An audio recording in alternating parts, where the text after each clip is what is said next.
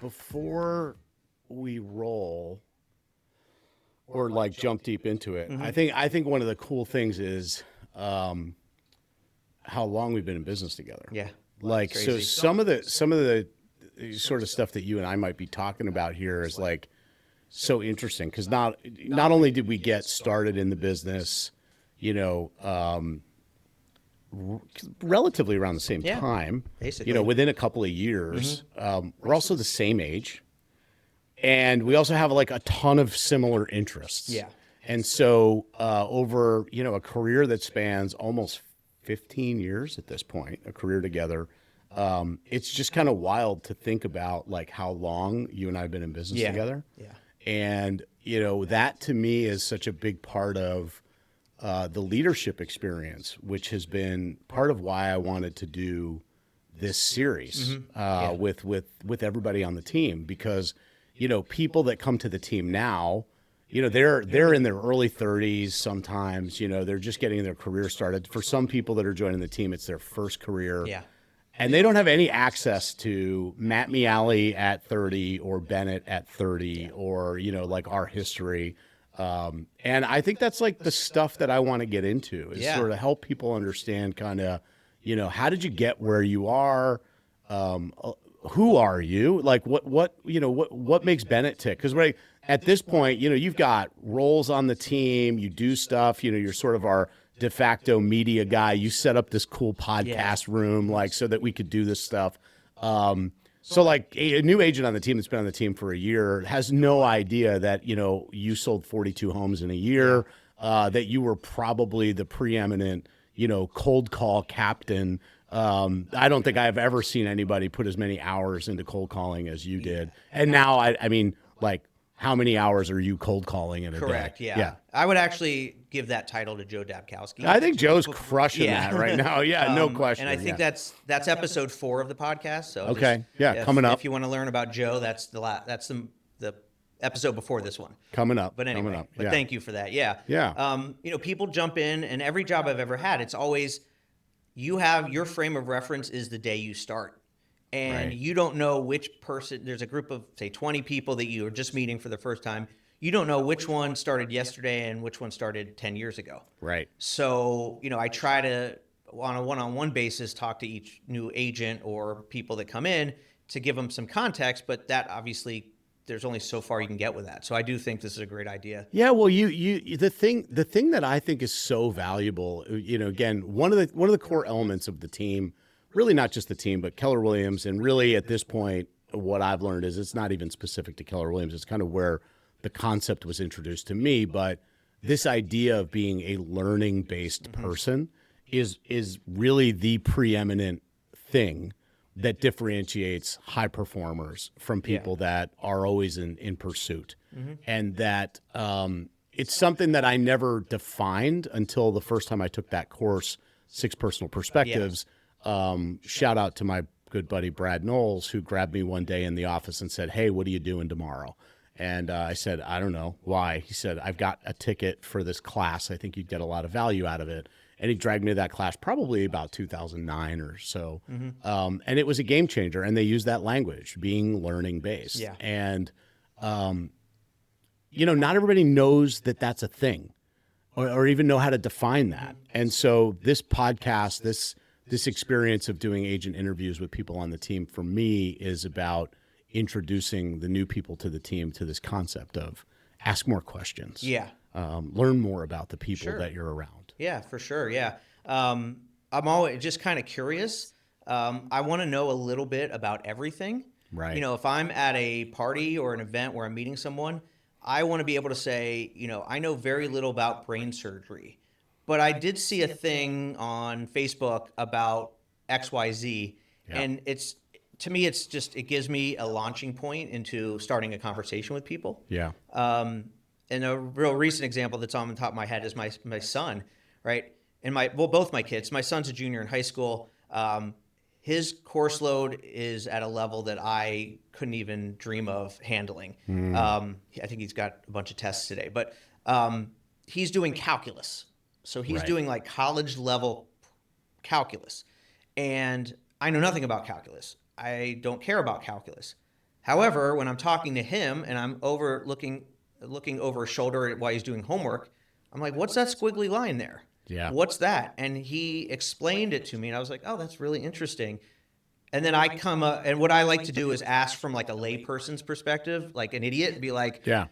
yeah, why can't you just do that? Yeah. Yeah. So that's a recent example I was just thinking of where, yeah, it's not something I ever need to know for anything other than just a breadth of knowledge. Well, you know, the better you get at asking questions, the better you get at answering them.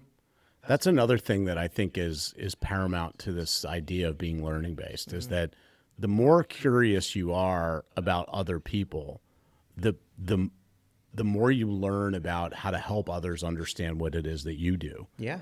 It's just such a core principle for me and for the people that I want to be in business with on the team. At the end of the day, what I believe, you know, our mission of empowerment is really about is giving people access to all the different things that they could potentially be involved in through this vehicle of an amazing career in real estate. Yeah. You know, that it's not just the experience of being part of the team is not just about talking about the best new script or that while I sort of always jokingly say I don't like to use the word that we're a family, because we're not. That's not who we are. We're in business together. Like we have a business relationship, but the parts of our team that make it work so effectively are we choose to confront and get better every day. Yeah. That's part of who we are. So Of course. so I want to start, you know, at the beginning. I want to start with the beginning of your career. Okay. You know, how did it start? How did you even jump into this crazy career? Okay. So real estate you're talking about. Yeah. Okay. So I'll back up a little bit because, I graduated college, Penn State, 99. Okay. Took me about a year to kind of figure out, I actually got lucky and got a job at ESPN. Okay. Frankly, right?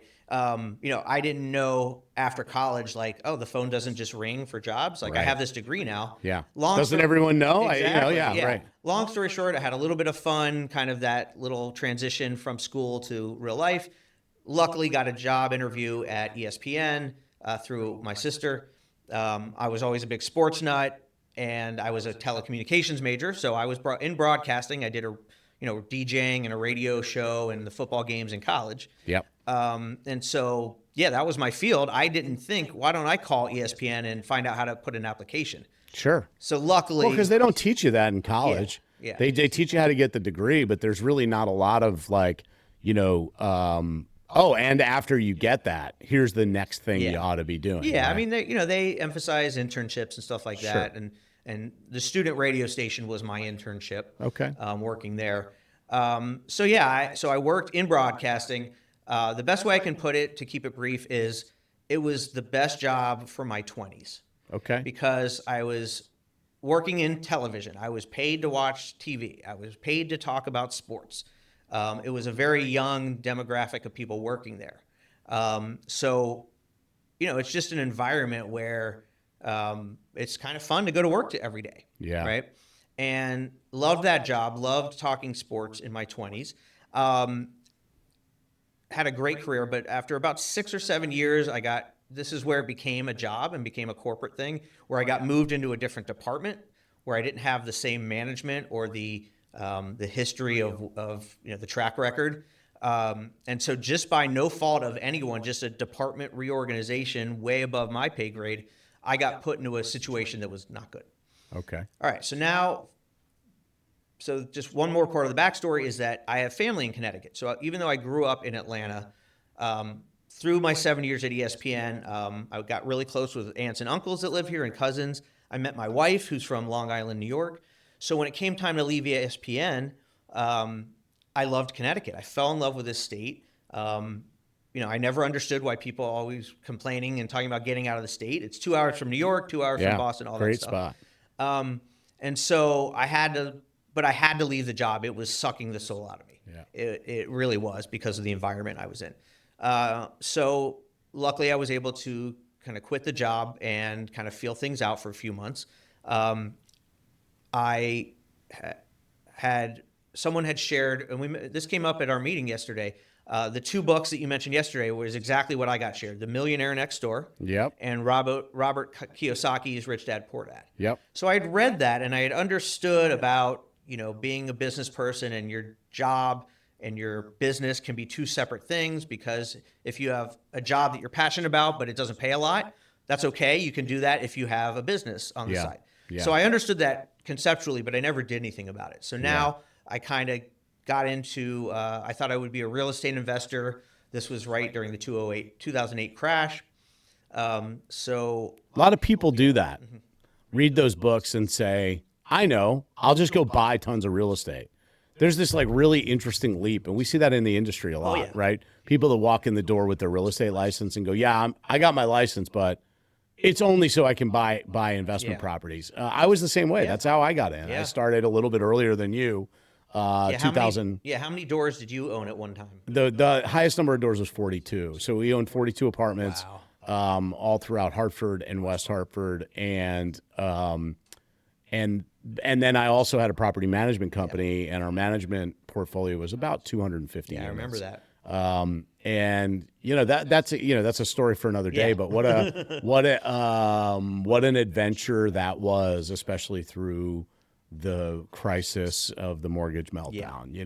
It took away a PhD in understanding real estate at a level that I hadn't expected. And certainly got my ass kicked through the process like everybody else. So so you're entering the business, real estate license, 2008. You're like, I'm going to get in and just going to become a millionaire by buying property. Yep. Went to the investor seminar, got sold the sales pitch, and bought the CDs. Yeah, bought the CDs and DVDs back then, and the workbook. And did you ever sign up for coaching, like the real estate investor coaching that they sell? Actually, I did. I'm glad you mentioned that. So, and I'm just trying to kind of condense this down, but yeah, I ended up scrounging enough. My wife and I scrounged up enough to buy one 3-family house in Hartford. Yep. And what I quickly realized is that's not a full-time job. It was cool. And of course I, bought in a neighborhood that in a house that needed a lot of work. So I did get a lot of elbow grease, hands-on experience that way. But I still needed to find a job.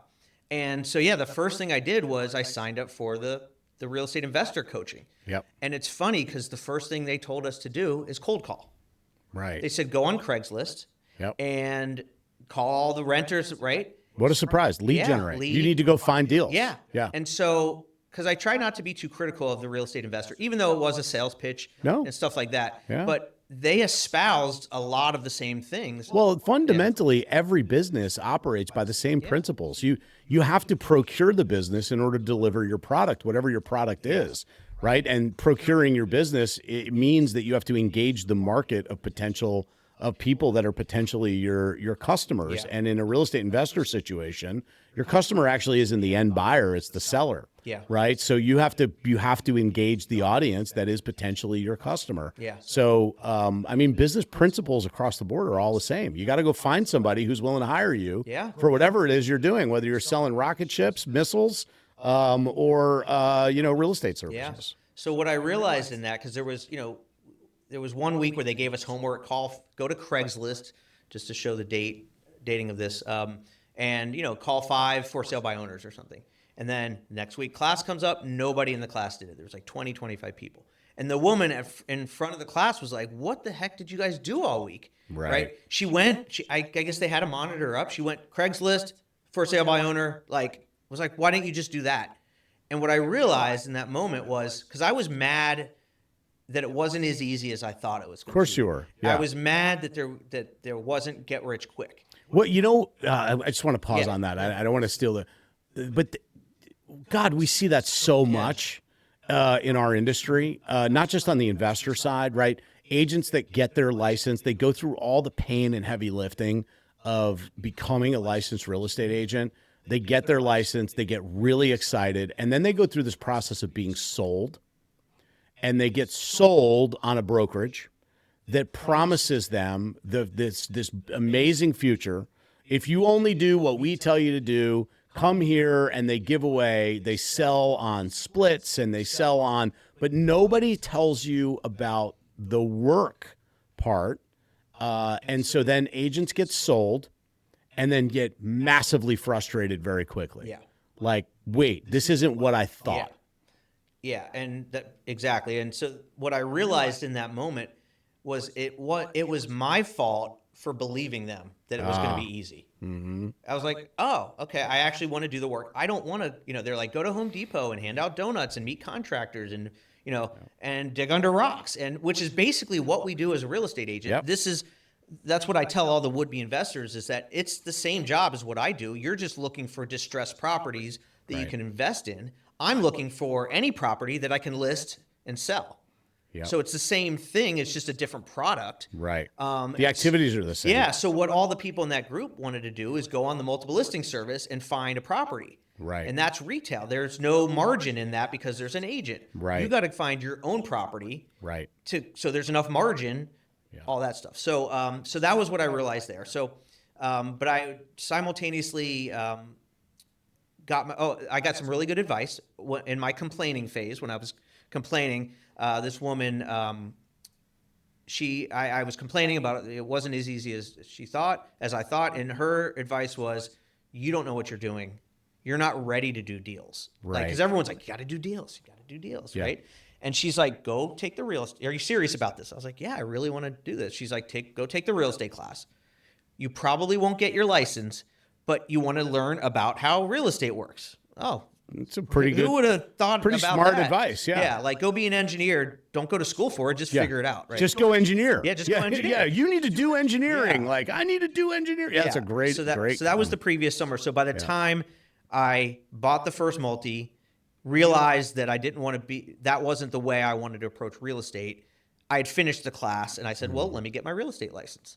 Got my real estate license and joined Keller Williams. And that's how I got into real estate sales. Yeah. And that's how we met. Yeah. Two things that you said that I think are really important to note. One is that experience that you describe, right, of kind of being sold, being brought in, and then being told, oh yeah, by the way, all the work that has to happen.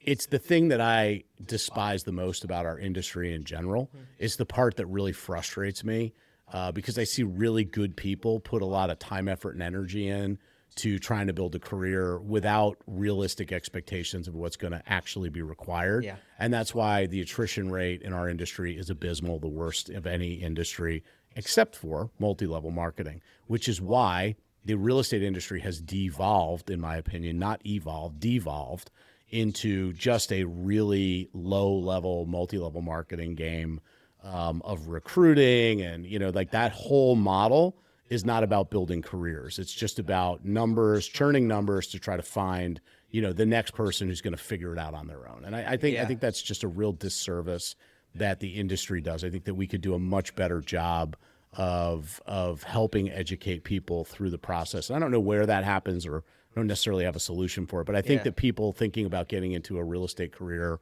ought to have better access to the reality of the business. Yeah, so that's what we do with the Agent Production Academy, right? Is we kind of try to accelerate people's success or failure.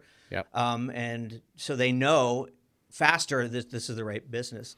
Now this is, a topic for another time, but I'm always wondering, it's like a chicken or the egg thing. I think the industry attracts the type of people who want to get rich quick. Of course.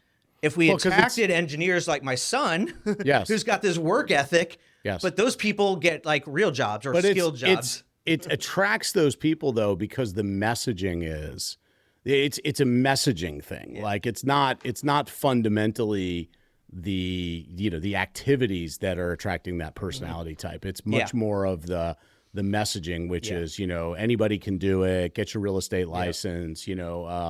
Low barrier to entry. So you do get a disproportionate number of people who come in who really just have no expectation about what the work is. Now, that is the blessing and the curse of it too, because it's an amazing opportunity. It's one of the best careers I could ever imagine for somebody who's looking for an opportunity. But we have devolved, degraded the messaging around the professional services by turning it into this multi-level marketing game, which I think is a disservice to the agents. And then I think, and obviously that is why we created Agent Production Academy, which was to bring some truth to the process, right? To actually bring some real authenticity to what it means. So that was one of the like core elements of what you mentioned that I just wanted to add on to. The other thing that I think is interesting is you talking about the investor experience being so similar to the real estate experience. And I had that same epiphany somewhere around 2010, 2011, which is when I started to get rid of my investment properties. Because what I realized was I actually did the math. I actually sat down and did the math and said, if my goal here is to make the money that I need in order to live the life that I want, to provide for my family the experiences that we want, then I ought to pursue, I like live by the philosophy of low-hanging fruit, which is go get what it is that you want in the easiest, most efficient way.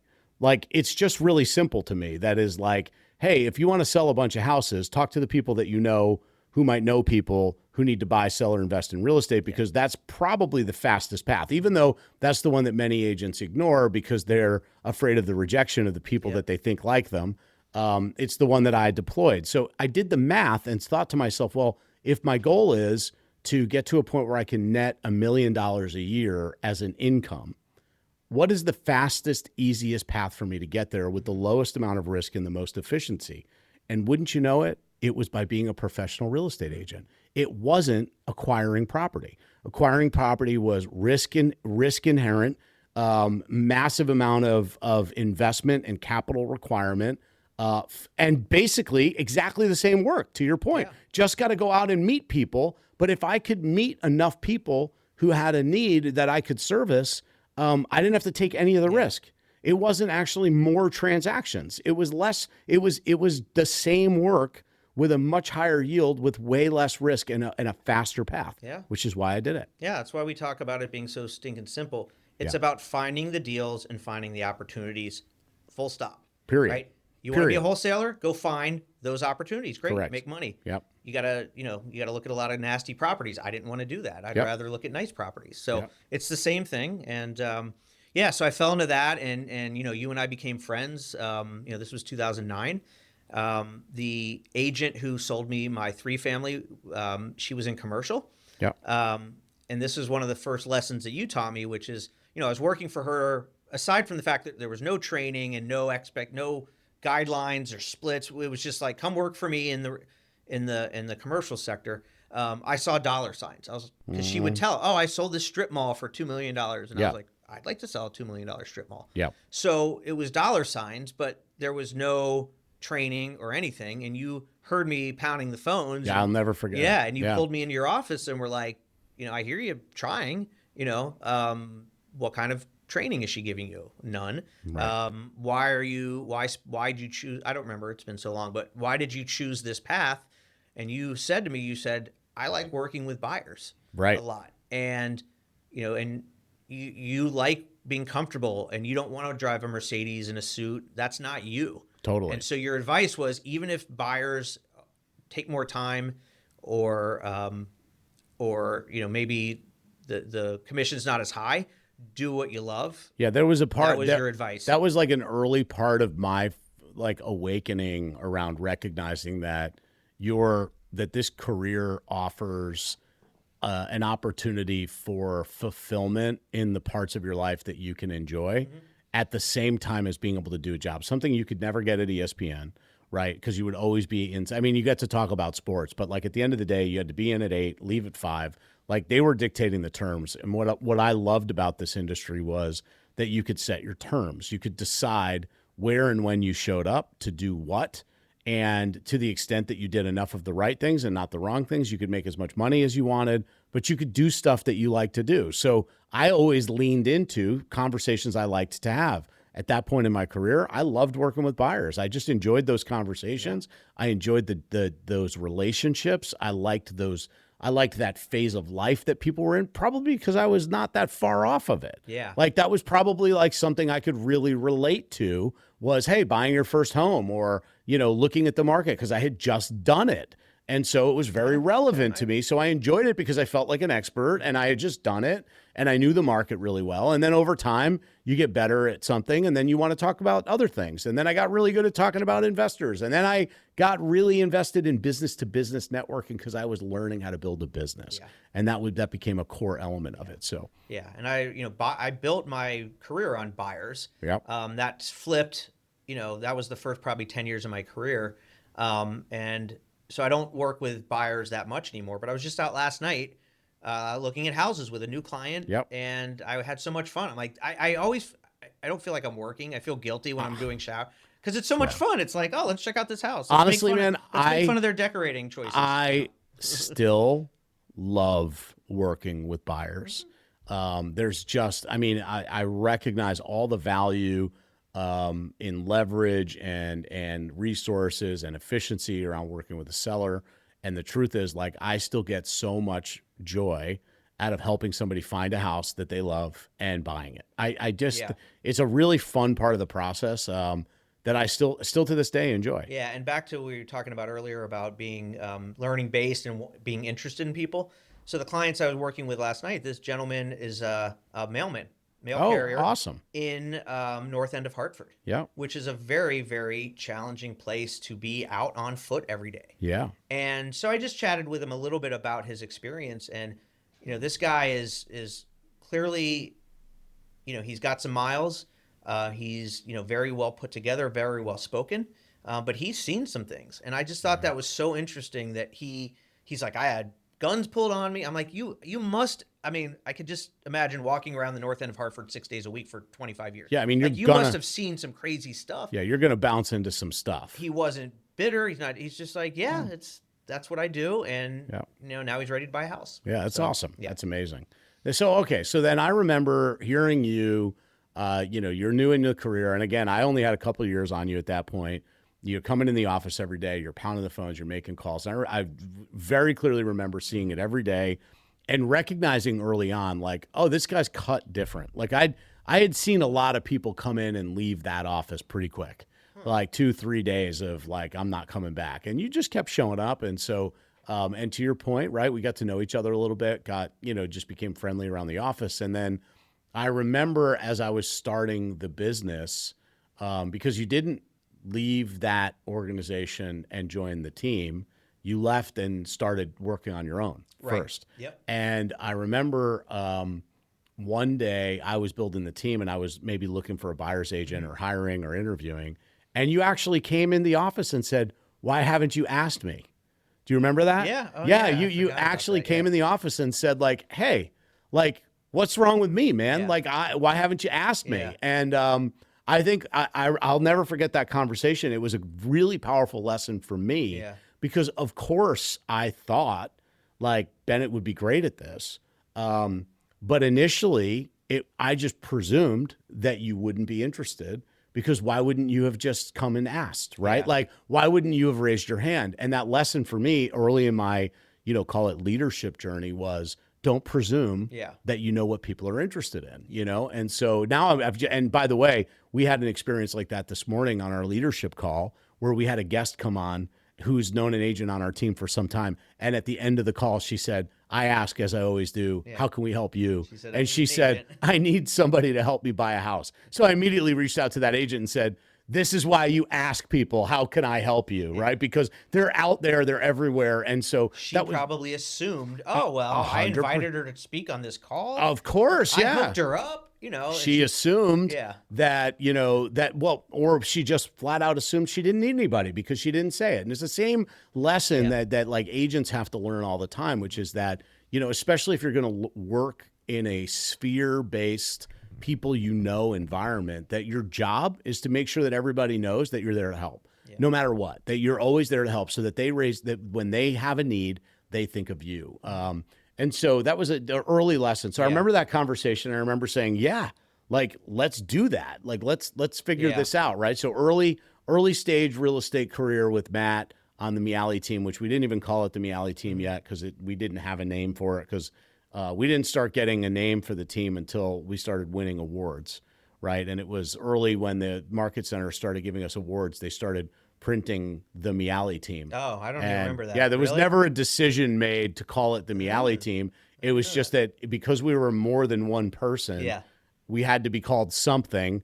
And so they just started calling us the Miale Team. And then, then there was this whole like, should we even be that? Should we be something different? Should I rebrand? And ultimately that cat was out of the bag. So off we went. But yeah, I remember, early phase, it was like, cool, Bennett, I'll give you a high split, right? And leads. That was the value proposition, right? Like the value proposition was come here and you can make a high split and I'll give you leads. Yep. Yeah, and just one other thing to back up on is in between leaving that team, or part of the reason why I didn't initially want to be on a team was that I did have a little bit of an ego of like, I wanted to prove something to like the people that I used to work with. Right. Not that I was even talking to them anymore, right. but that I was like, I can do it on my own. Right. And so once I realized, probably a combination of, wow, this is really hard to do it on my own. But second of all, like, take the emotion out of like caring whether like I just got to figure out something that works for me at a certain point, whether that was just out of necessity or a conscious decision, I don't remember. But yeah, so then finally in 2011 June we started working together, and the original experience was I was still lead generating on my own. I was calling for sale by owners and expireds. And the kind of deal we had was I find a listing opportunity and I'll give it to you. And then you find buyer opportunities and you give them to me. And like you put it, like you said, I got the chance to right seat ride with you for probably 2 years, which, I'm very lucky that I had that, for our friendship and business development, but also what I learned in those couple years, because I would set the appointment for a listing, I would get to go on the listing appointment with you. Right. And so I saw how you did it. And then initially you would set up a buyer consultation, and we did a couple together. And then I think you let me lead one. And then eventually you were out of the picture. But I got to see you do consultations as well. So I got to see both sides. And then, just driving to a listing, we had a lot of time to kind of talk about all the business and the things. Yep. I think one of the sort of like big transitions too in that, like, so let's say that was our, that was the first couple of years we worked together, but also one of those poignant moments in the evolution of the relationship and really the evolution of the team, right? Was the day you came in and said like, hey, I haven't had any leads in a while, right? Talk about that a little bit. Oh, wow. Yeah. I'm glad you mentioned that. Yeah. And it was just, I noticed you hadn't been handing off leads in a while. And there were no appointments, right? Because again, our deal was like I think about it now, and like it was so convoluted, right? Like it worked, but it was such a convoluted deal, which was like, hey, Bennett, when I schedule an appointment, you come on the appointment and then take the customer and get the vast majority of the money, right? And but I'll still sit there and do all this stuff, and like I'll do all the hard work, and you get to do the easy part, and I'll hand you the deal. And it was interesting because again, that worked for a period. But then when there weren't as many deals, you were like, hey man, where's my deals? Yeah. And you did eventually, I mean, you did let me do the consults on my own. Oh yeah, totally. At a certain point. But and so I came in and I said that to you, and you said 4 words to me. Do you remember what the 4 words are? I think I said, pick up the phone. Pick up the phone.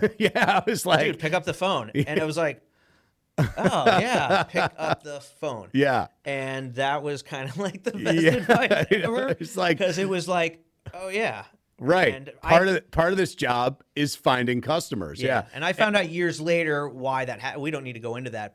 But I did at the time. I was just like, there's no leads. Like, what happened? And you said pick up the phone. Well, I started going into your database. And that's where it really kind of clicked, because you had this database, or whatever the KW database was CRM back then was, of all these untapped leads. Right. And by the way, not all internet leads. People, I'm naturally gifted at going out in the world and meeting people. Like that was what I did. I was so good at it. But I didn't have the time, energy, resources to do all the follow-up and follow-through that should have been happening, which is what a lot of top producing agents will run into, is that they're really good at going out and finding stuff. And the way Ed Sutton puts it on our team, right, is that everything falls into one of 3 buckets. It's now, never, or nurture. And if it was a now, done, game over. I was going to sell that house. I was going to sign that listing. I was going to get the deal. If it was a never, sure, it just meant never. But if it was a nurture, I mean, they weren't going to hear from me. Yeah. They just weren't going to hear from me because there was no follow through. I needed deals now, right? So all those nurtures were just sitting there and they weren't getting handed off. They weren't being called. And so in that moment where it was pick up the phone, you were like, well, where? And I said, call these people. Yeah. And you started calling and finding deals. Yeah. And they were just sitting there. Yeah. And I remember the thought, it was like a gift because, it's similar like after college, like when's the phone going to start ringing? Yeah. The phone's not ringing. But if somebody would have handed me like 10 broadcasting companies, here's their phone number, here's the person that is in charge, call them. Yeah. I would have been like, sweet. Now I don't have to do the work of who do I call. Yeah, the mental right? gymnastics of like, how do I figure it out, right? Yeah, so having a list, I was like, oh my God, I'm just going to call these people. I was so cool. Yeah. And sometimes today you'll find people that you'll give them a lead, they won't call it. You're like, it blows my mind. Yeah, well, they still haven't had that epiphany, that moment, which again, who knows how that shows up for people, the initiative, the incentive, the motivation, use whatever word you want, that eventually makes people decide, oh yeah, this is up to me. This is up to me. But that's really speaks to kind of what I remember seeing in you was the like you were willing to do as long as somebody told you what to do, you were willing to do it. You weren't a very logical decision. Yeah. You didn't like balk at it and go like, oh, but I have call relay. You just called. And I mean, hours and hours a day for years. Yeah. And there's a different conversation to be had about why am I more comfortable talking to strangers than my own sphere? Sure. A lot of other agents deal with that, but that's kind of was like, it's so much easier. And you put it best. It's because there's no stakes. Right. A stranger tells you to F off, no big deal. Yeah. You have no stakes in that You say game. something stupid to someone that you care what their opinion is of you, then Right. they might not like you anymore. Or you might not even say something stupid. You might say something really smart and they might act like outside of what you would expect them to act. Yeah.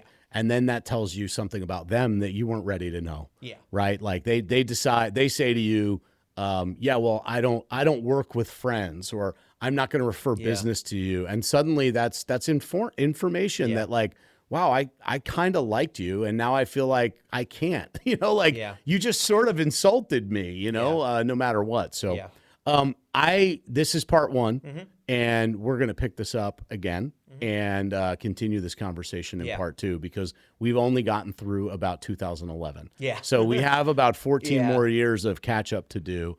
I love this conversation. I love everything that we've been able to talk about. So let's stay tuned for part two.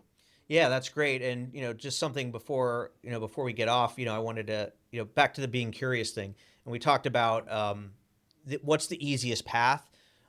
So you're a Mac guy, right? Yeah. Oh, yeah. Okay. Yeah. So all Mac. The reason I ask is like, are you, because you're talking about the shortest path, right? Yes. So do you consider yourself like an expert at navigating the software and opening documents and saving documents and doing the trackpad and stuff? Expert, no. Above average and adept, 100%. Okay. Like there's nothing I can't figure out on a Mac. Nothing. Okay. Like I'm never overwhelmed by the platform. But I wouldn't call myself an expert simply because I am a guy that operates by low-hanging fruit. If I can get it solved, once it's solved, I'm not really that curious to learn more about it. You know? Because the reason I ask is that we've got a class in a couple weeks. Oh, yeah. And it's how to become a Mac ninja. It's a Mac workshop. So the genesis of this is that whenever somebody wants help and I look over their shoulder and they're on a Mac, it drives me nuts that they don't know how to move around, navigate and save a document. They have all these tabs open and like they can't find anything, right? And this is back to something I think you said yesterday about some things just come easy to some people. Right. And so what I've done over the years, I consider myself a Mac ninja. Yeah. Like I can take a PDF and move it around and get it out with as few clicks as possible. So if anybody out there wants to become a Mac ninja, they can come to my class, which I'm planning on teaching it several times. But that's going to be in a couple weeks. I don't know when you're going to be hearing this podcast, but on November 4th, any agents out there want to stop by the Miale Team office and get the basics of how to navigate your Mac. Yeah, in and a very you're not efficient way. charging, right? That's a free class. Yeah, free class. Yeah, that's awesome. Yeah. Yeah, we should put a link up and make sure people can register Yeah. for it. So I wanted to get a shameless plug in for my Yeah. class. Yeah, it's awesome. And I want to kind of see how it goes. So there's going to be some realtor guinea pigs in a couple weeks. Love it. But yeah, this has been great. You know, I'm also the podcast producer. Yes, you are. So I'm gonna sign off now, and I'll go produce this podcast. All right, go do it. All right. Go do it. Thanks, man. Great, Matt.